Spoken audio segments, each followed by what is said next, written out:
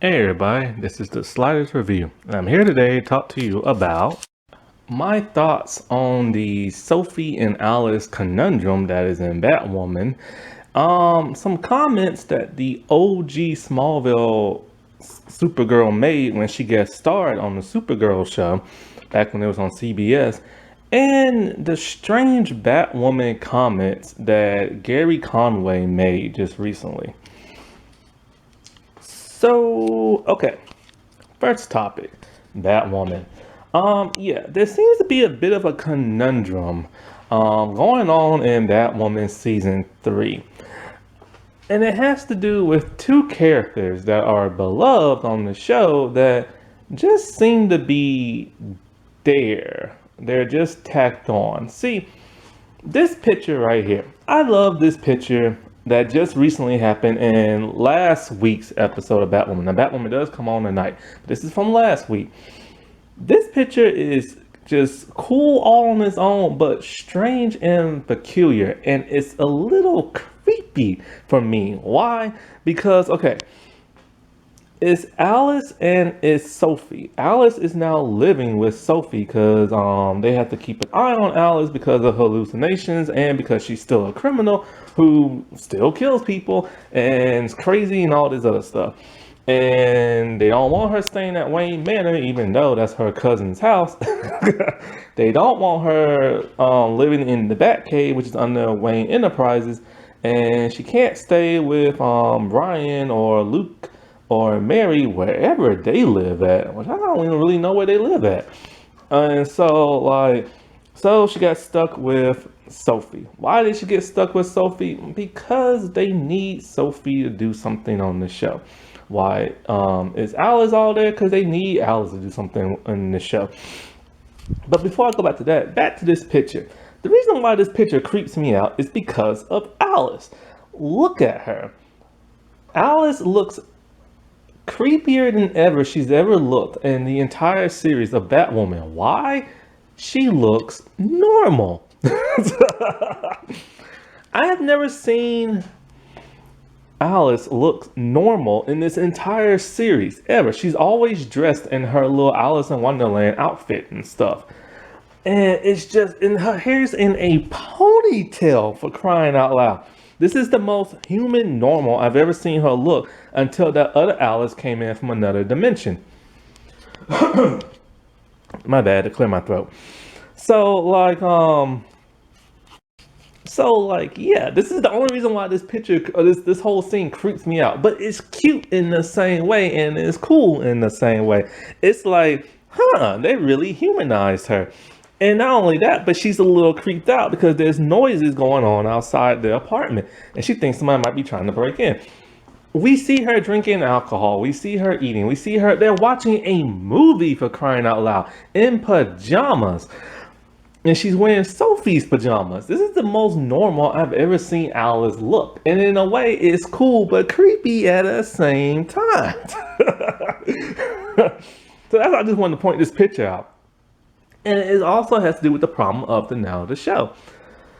I hate to say this because I like both actresses. I like Megan as Sophie. I love Rachel as Alice.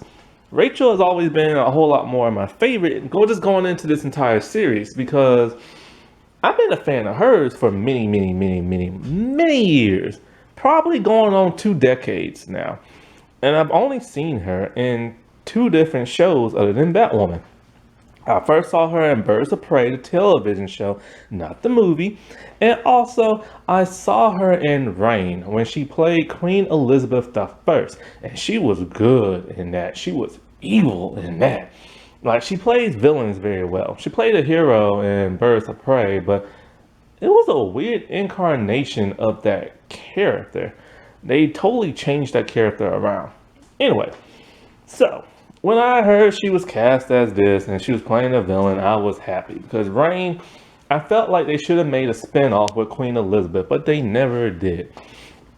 And so the whole reason for this video is that I've said this before. The moment Ruby Rose left the show, the moment they wrote Kate Kane off the show twice, there was no purpose for either Sophie or Alice on the show. They truly serve no purpose. Now they're being crammed into storylines and into groups, and they just feel tacked on. If I was the showrunner of this show, I would make the hard decision. If I wasn't going to bring Kate Kane back, I would get rid of Sophie and Alice. And I hate saying that because I really like both characters. And it's not the actress's fault. Okay, what's going on in Ruby Rose's personal life with the CW/WB? You know, like, that's tragic and everything. But she screwed pretty much everybody on the show the moment she left, because there are some characters now that don't serve a purpose anymore. And so, like, the father, he didn't serve a purpose no more. Mary really didn't serve a purpose no more. Sophie and Alice didn't serve a purpose no more, because they're all tied to not Batwoman, but they're tied to Kate. And so when Ruby did leave, they found a new purpose for Mary, which kind of in season 2, it was kind of annoying. She just kept shoving her and punking out Luke and making him look like a weenie. But she still served as the medical person, the doctor. So that was good. That was still a good purpose for her on the show. The dad, of course, he was in charge of the Crows. And now the Crows is now dismantled. The dad is now gone. Now that leaves Sophie and that leaves Alice. What is their purpose? Alice, like, they kind of redeemed her a little bit in season 2. And her storyline was so forced in season 2 because they wanted to keep the actress. Because, you know, this sucks for the actress. It's kind of like if they can't keep finding stuff for her to do, eventually they are going to make that decision and cut her from the show. So they keep forcing her onto these weird storylines, and they're not really meshing with the fans. Like, it was cool to see that she once actually had a love in her life back in the day, but she didn't remember because she got brainwashed. And it's kind of like, then they get rid of him. But then I was all like, okay, I've been saying this before. Before they brought in the Ryan character, what they should do is just, it's going to sound crazy, but just redeem Alice, man. She's her freaking twin. They don't look alike. But she's her twin sister. And, you know, and then there was scenes in season 1 where she did show that she cared for her family, but very brief. And especially at the time when she thought she was dying because that other parallel dimension duplicate was on that Earth. So I said, you know, just redeem her, make her a new Batwoman, and let that be that. But they didn't want to. They wanted to bring in a new character, but they wanted to bring in a new character that was had diversity, because they know that the CW lacks in diversity. So they always want to bring in like that new, like, diverse character. They do that with all their shows. Okay, fine. But then that caused a problem with the actual characters, because then they brought Kate Kane back from the dead, which was really stupid. And then so. And the thing is, like, Alice really didn't interact that much with new Kate Kane. Like, she kind of did, but she kind of didn't. And so, but that did help redeem her a bit more. And then with Sophie, it was kind of like, oh no, like, I'm back in love with you and stuff like that. I thought you was dead and now you're gone and stuff like that. So with Alice, what they're doing in this season is they made her a liaison to, like, the Bat team and to the police people in Gotham. So basically what it is, she helps them find the people who might have stolen all of the Rose Gallery's, like, weapons and stuff. So, okay, so that gave her something to do this season that felt important. But now they're throwing in this whole hallucination thing. Nobody knows what that's about. This has never happened before. It's just a dumb subplot that makes no sense to the show. And it's making her character seem very, you know what I'm saying? And so, and she's not even as mean to the Bat family as she used to be. In fact, she's not even all that mean to begin with this season. Yeah, she's still killing, like, the villains, but she's kind of doing that in a, hey, I'm crazy, but hey, look, I got rid of your villain. Now you should be happy and free me. But no, because you're still killing people. So it's going to be hard to truly 100% redeem her because she is psychotic and she is a murderer. But the whole purpose of her even being on the show was because she is Kate Kane's sister. She served a purpose. That is why they should never gotten rid of Kate. And don't get me wrong, I love Ryan a million times better than I do Kate because the way they wrote Kate was just kind of ugh. And then, of course, as you know, I have no ill wills towards Ruby Rose. Like, I don't hate her. I don't love her. She's just a person in this world. You know what I'm saying? But the thing is like she was not good at acting, and I hate saying that because who wants to be told that? But it's the truth. Her acting was never good. So it brought down the value of the show in the first season because there was so many dramatic moments when she was looking as stiff as a board. Like, okay, the time evil Alice was dying because good Alice from the parallel dimension was in that universe, and it can't be two of the same people in the same universe. So there was this dramatic scene where evil Alice was just breaking down in tears, and she was just talking about like, and she was just having this big dramatic moment with Kate as Kate was holding her. They was finally bonding as sisters, and it was almost like Kate, well not Kate, but Alice was just breaking down. You know, she broke down and everything. Like she knew this was it, and she was just gonna basically just a big old "I'm sorry" type thing. And then so the actress Rachel, she sold that hugely, but Ruby did not. Ruby was just there with her blank stare and everything. And then of course, what happened? She found out that her sister tried to let her die so that the parallel dimension one could live, but the parallel dimension one got shot. And so when she found that out, she was furious. And you think that would have been something good to piggyback off on season 2, but then Ruby left, so they had to completely scrap that. And they kept Alice pissed off at Kate for a while, but then she forgave her and stuff. Now she's hallucinating. And what the deal is going on with that? So it's like there's no purpose and stuff. After they solved the case, and then not only that, but even she helps Ryan out, and Ryan was so pissed at her for season 2 because she assumed that Alice was the one who murdered her adoptive mother, but she wasn't. It was just her gang that did that. And now Alice knows the secret identity of like her mom and knew her mom was alive. I don't know why they make Alice so smart. Alice is too smart for her own stinking good in this show, and they need to stop that crap. You know, like Sophie is actually from the comic books. She's actually Sophie, give me more. Give me more. Lord, these comic book names, man. So anyway, Sophie Moore is in this show. Sophie served two different purposes. She worked for the Crows, this elite police task force in season 1. She was the former love interest of Kate Kane. They broke up because Sophie is in denial of who she is because of her family being ashamed of her and stuff. And she doesn't want other people in the world looking down at her. So she breaks up with her. She gets with the guy. She's about to marry this guy. Kate Kane comes back from many years of being gone. And now Sophie is kind of like, what do I do? Like, I love this man. She's bearding him. And she's still in love with Kate. So then she ends up falling in love with Batwoman. So it's like this huge love triangle thing that they did for the show, and it was great.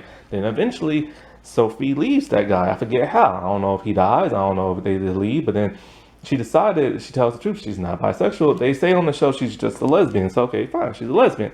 And she's falling back in love with Kate. So they're about to have this big thing.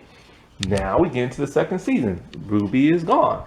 And so that is now gone. So the only purpose that she served in season 2 was being part of the Crows and defying Kate's dad because he was becoming corrupt. And so the great thing that they should have done was they should have had, well, Sophie did expose the Crows for who they are, but then they had her quit. Why did she quit?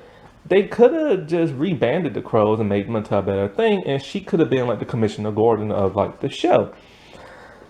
And then eventually she did find out Ryan's secret and stuff. Her and Ryan had conflict because Ryan does not like or trust cops, and Sophie was a cop. Now Sophie has quit being a cop. And now we get into season 3.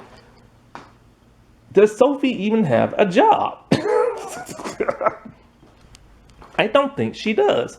She quit being a crow. She did not work for the GCPD. What did she do? How did she pay her bills? How does she still have an apartment? How?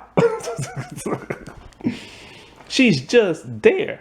And now they tacked her onto the Bat family. Now she is, since Luke has now become Batwing, he's not always in the cave. So now she's in the cave doing the computer stuff. First and foremost, she has no idea how to work the Bat computer. The Bat computer is supposed to be a very complex computer. It has been stated even such a thing in Batman Beyond when Terry had a hard time using the Bat computer and Bruce had to do it for him. Then when Terry tried to use it, it was the most difficult thing of his life. Even when he didn't even touch the buttons, he just talked to the computer and the computer's still like, you said the wrong question and everything. It's a very complex computer. But now she's doing that crap. But it's like, okay, fine, whatever. At least that gives her something to do. She could be like the Alfred of the show in the Batcave and stuff.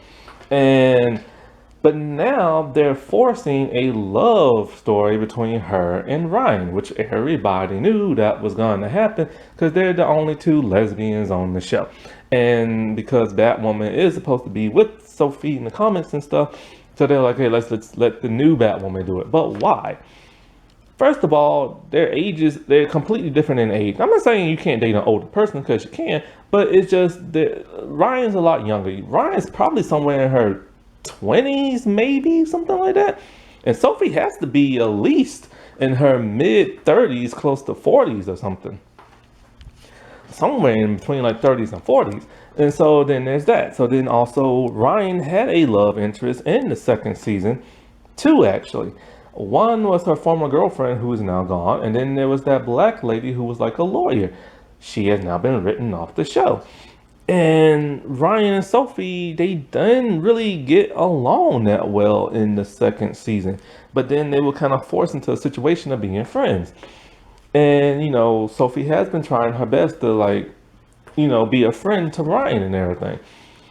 She could have been like a mentor or something. Like, they could have been a mentor to each other. Because, you know, Sophie had this hard time of coming out the closet. Ryan could help her with that.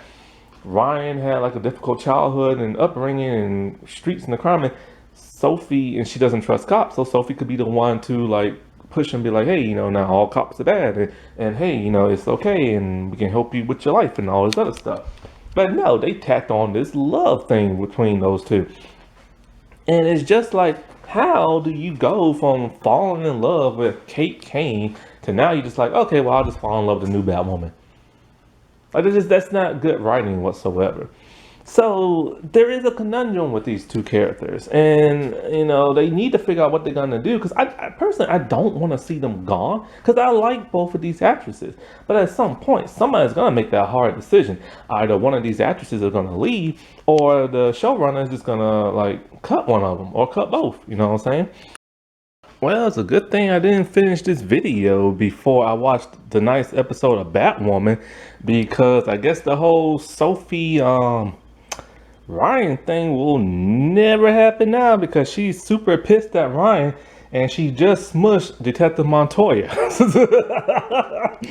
So I guess that shipping like went down the drain.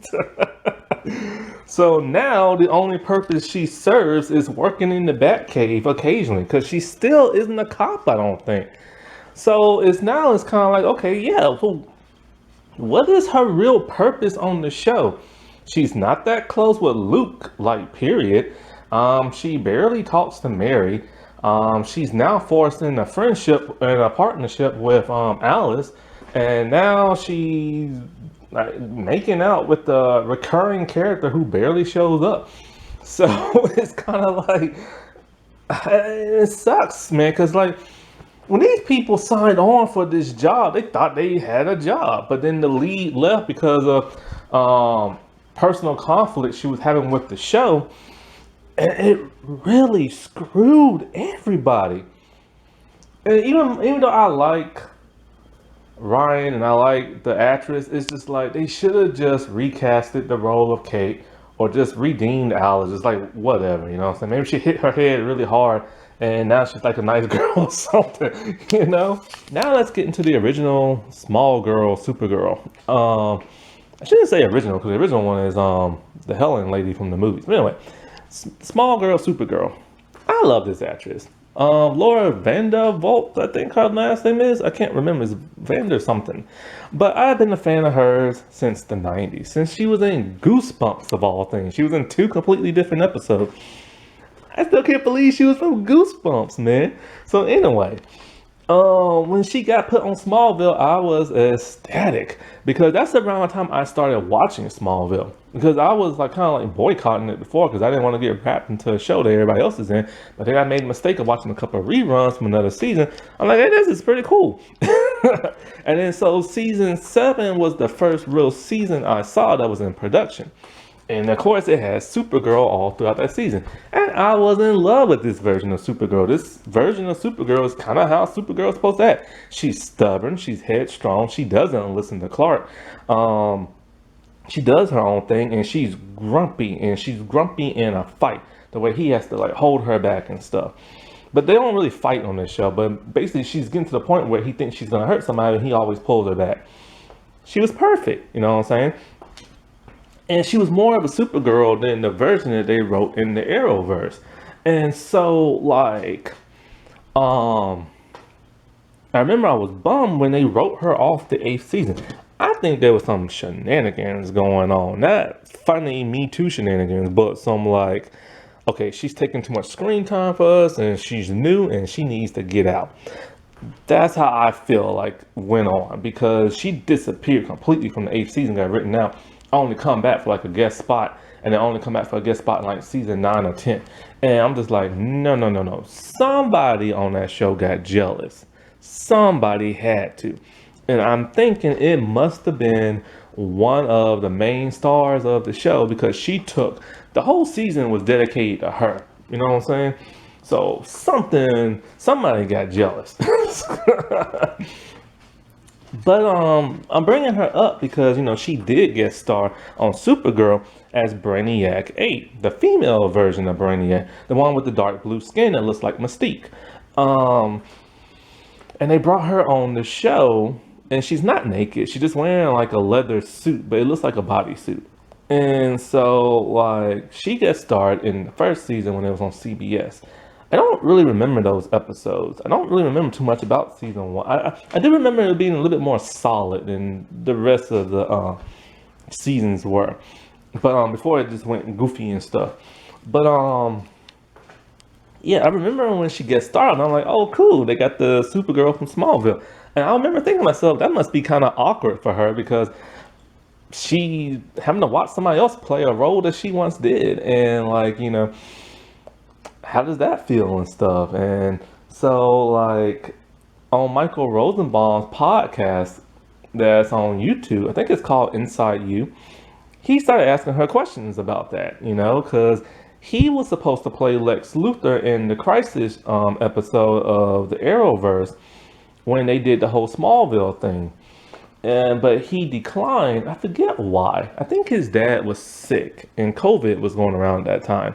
And so he had to be with his dad. Also, I think they wasn't going to pay for his flight there and back, I don't think. So with his dad being ill and he's about to lose his own money from like having to fly there and back. And of course, he's probably gonna have to shave his head, which he doesn't like doing, you know. So I totally agree with this man. Like, forget the Arrowverse, you know. Like, he had more important things to take care of, you know. So he asked her straight up, what was it like doing that and seeing another Supergirl, and was it awkward, because, you know, and stuff. Because he said for him it would have been awkward because, you know, like an ego thing, because in his mind he is Lex Luthor. So if he would have saw John Cryer doing it, he would have been like, yeah, you're Lex, but I'm better. And the way she gave her answers, throughout the whole interview was just kind of like whatever, you know what I'm saying. But she just said, like, it was kind of awkward, but it was fine. Like, she said, you know, it was just fine, you know what I'm saying? And he said, like that's, you kind of don't want to talk about it, you know? And she's like, oh, you know, like, it was fine. Some people was nice. And then he's like, whoa, so some people were nice and some people wasn't. She's like, well, yeah. Like, some people made her feel welcome there, and other people did not. And so I just thought to myself, Whoa, so this was going on in season 1 of all things, back in the CBS days when they was filming it in America. So I'm just like, this now makes me wonder about the whole Ruby Rose thing. Like I said before, I do believe Ruby Rose to a certain extent. It is kind of odd that both Dougray Scott and the dude who plays Luke came out so defensively within like a day of her allegations and stuff. It just seems a little too rehearsed, you know what I'm saying? I mean, if you're late for work, then you're just late for work. Just admit it. If you shout at somebody at one point in time, like, so what? Shouting is just shouting, as long as you don't hit that person. But Ruby made it seem like Doug had a problem with women and that he only shouted at women. So I can understand that man's frustration with that. You know what I'm saying? But everybody loses their temper and shout. I mean, my God, look at Kristen Bale on that one movie. He was shouting at people. Tom Cruise did too. So people shout at people and they're fine. You know what I'm saying? So I'm sure Doug would have been fine. But then it's kind of like, the other allegations, like, who knows? So I do believe her to a certain degree. And I always believe in like studio cover-ups. My God, look at Ray Fisher in the Justice League movie. You know what I'm saying? So the WB it's a network, so it's gonna have some toxic people in there, and then you never know what a person's day is gonna be like and how angry they're gonna be. And filming a show is very hectic, but I do find it very strange. Now, she didn't name names of who made her feel welcome and who didn't, but it's kind of like the people who didn't make her feel welcome makes you wonder why did they treat her the way that they did. How exactly did they treat her? She doesn't go into detail. She's very vague with her answer because she doesn't want to start like no mess. But it just reminds me of a lot of the stuff that you've been hearing in these CW shows. People in the CW, when it comes to them Arrowverse shows, they're not treated very well. Some people don't get along with other people, like the stars. Some people behind the cameras are very rude and very mean and stuff. And then other people get punished. Like they don't always have people's back. Like I talked about this. I can't talk right now. My mouth is tired. I talked about this before. The dude who played James, Jimmy Olsen in that version of Supergirl, fans ripped him apart only because he was black and playing Jimmy Olsen. They could not stand that. And so like the CW and the whole Arrowverse thing, they did not have his back. It was at the point he finally had enough and he left. That Candace woman who plays Iris on like what is it? The Flash show. She had the same thing. People hated her because she was black playing a white character. Nobody on that show had her back for years until she finally had to say something, and some other people had to say something. So then all of a sudden they started having their back. Then there's been all these other allegations to other stars on the show. The dude who played the stretching guy on the Flash show, he had to leave because of toxic tweets that he wrote between like gay people and women. And like, so he was fired because of that. Then one of the people working on the shows behind the camera had to get fired because of sexual advances, to where a lot of the stars had to put out statements demonizing him and stuff. And it was even to the point where the CW had to put in all these new rules and restrictions talking about how people need to treat people with respect behind and in front of the camera. There is a problem going on in Greg Bertinelli's little like universe of a show. Now, Greg did work on Smallville, so he should know, like, Laura and stuff. So there's no telling. I don't even know how hands-on he was on the Supergirl show, because remember, this was back in the day. The first season of Supergirl was filmed in America. So, and the rest of the Arrowverse, Flash and Legends and Arrow, they was filmed in Canada. So chances are he was probably in Canada and stuff. And since they've worked together before, I doubt he will let her get disrespected. You know what I'm saying? But then again, like I said, you don't know because she don't name names. But it just really sucks that here she is being a guest star on a comic book series that's similar to hers, and she wasn't treated the best, you know what I'm saying? And it sucks. Like, it makes you wonder what really goes on in the Arrowverse and stuff. And not to mention, okay, I forget the guy's name who plays this. but it's the guy who played Win Scott, I think his name was. Basically, he's Toyman's son. And remember how he was in like the first and the second season and the third? He was like the tech guy and everything. And so like he was on the show. And then something happened at a convention. He said something. And fans, especially of the LGBT community, they took offense to this. So much so that they attacked him big time on Twitter. And they attacked him all for the wrong reason. He didn't even say nothing that was wrong. You know what I'm saying? What it was is that Greg said it will be a LGBT character on the show. It was revealed to be Alex in the second season. Nobody knew which Arrowverse show it was going to be, but it was hers. Then Lena and Cara, people have been shipping them since like Lena has showed up on the show. And so I think somebody asked him, do you think Lena and Cara will ever get together? He said, they're just friends, they're just friends, they're just friends, they're not, like, I think he probably even said they're not getting together. The LGBT community was furious about this. Just because of that, just because he said they're just friends and they're not gonna date. What is so wrong with that? But they got just so angry for no reason. So of course they hit to Twitter, they raged out, and you know what's funny about that? Season 3 was his last season being there, and this happened, that whole convention thing happened during like season 3. I don't know if he was fired. I don't know if he left on his own terms. But the backlash was full in effect of what he said. And as a result, he left the show and came back for a guest appearance like every other season. And it's just like, dude, he did nothing wrong. Now the guy, I forgot the character. It's either Elastic Man or something. Now that dude deserved to be fired. The things he said, that is him. It don't matter how many years ago it was. Nobody says hateful, dumb stuff unless you're hateful and dumb. Plain and simple as that. He wasn't trying to be funny. He was just being a jerk. And he forgot to delete those tweets when he got this show. And so with the dude who plays like Toyman's son, that dude literally did nothing. But I tell you this right here right now. He was gone after the end of season 3. Was he fired? Did he leave? Nobody knows, but it's all because of that one thing he said that was not bad at all. But somebody decided, hey man, we can't deal with this. You know what I'm saying? Now to get back to Batwoman, I wanted to briefly talk about this, about Gerry Conway. I've never heard of this guy, but apparently he's like a comic book writer, a comic book creator. He's created so many characters in Marvel.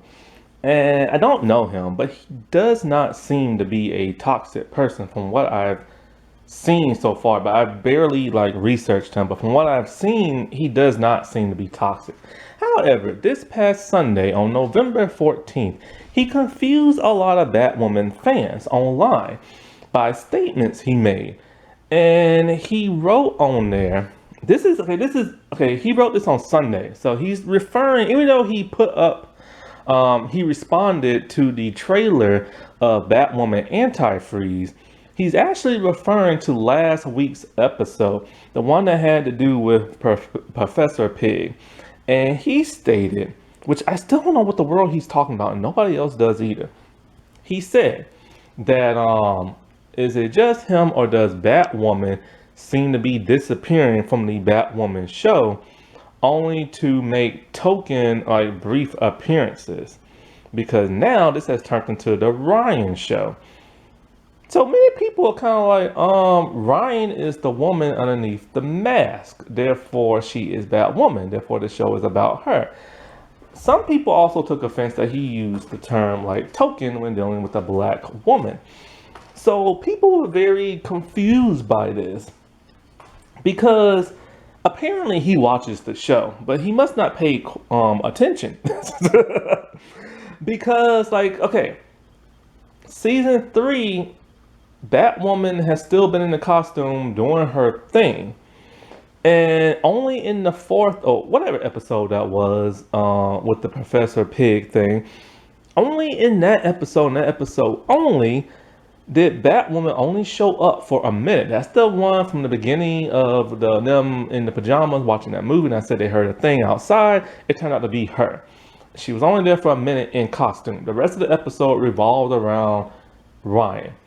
So he's referring to this one episode and this one episode only, but he's making it sound like it's been going on this entire season and last season, but it has not. You always see Ryan in her Batwoman costume doing her stuff at night. Now, if he knew anything about the Arrowverse, which he should if he so-called watches, is that in every Arrowverse show, no matter what the show is titled, it's never about that costume hero. It's always about the person underneath the mask. Arrow was always about Oliver. The Flash has always been about Barry. Batwoman has always been about both Kate and Ryan. Black Lightning was always about, what's his name, Jeffrey? And Legends is just Legends, you know what I'm saying? And so every season is always about that person underneath the mask. Oh, and then Supergirl. Well, Supergirl's a little bit different because I think it never seems to be about cars, so she's the only exception. But everything else is always revolved around the person underneath the mask. And the person in the costume is just that fake persona that they put on to do their crime hero stuff. All of the villains somehow are connected to like the person underneath the mask because of something they did in the past or something, you know? What happened in Arrow? Throughout the entire season of Arrow, we kept getting flashbacks of Oliver on the island or Oliver in China or, you know, something like that.